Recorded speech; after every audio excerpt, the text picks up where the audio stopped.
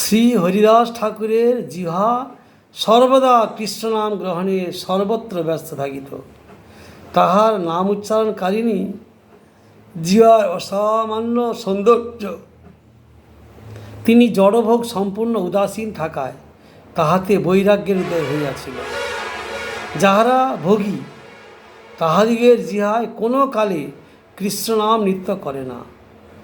ষড়রস ভোজনে যাহারা ব্যস্ত, বিষয় সুখের লোভে বা আশায় যাহারা ইতস্তত, বিক্ষিপ্ত চিত্ত, ভগবত নাম গ্রহণে তাহাদিগের কখনো রুচি দেখা যায় না।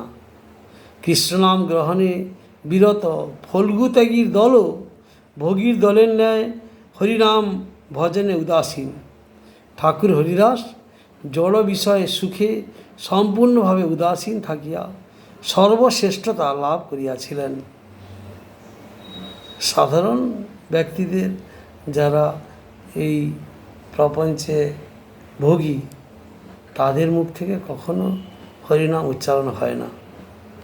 যারা সম্পূর্ণ ভগবানের চরণে সমর্পণ করেছে নিজেকে, তাদেরই মুখ দিয়ে হরিকথা উচ্চারিত হয়।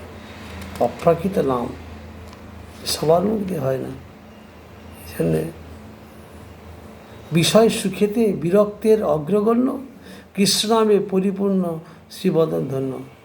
বিষয় সুখেতে বিরক্তের অগ্রগণ্য। হরিদাস ঠাকুর বিষয় সুখে তিনি থাকতেন না, এটা বিরক্ত, বিষয়ের প্রতি বিরক্ত ছিলেন, যার জন্য তার মুখে হরিনাম নৃত্য করতেন।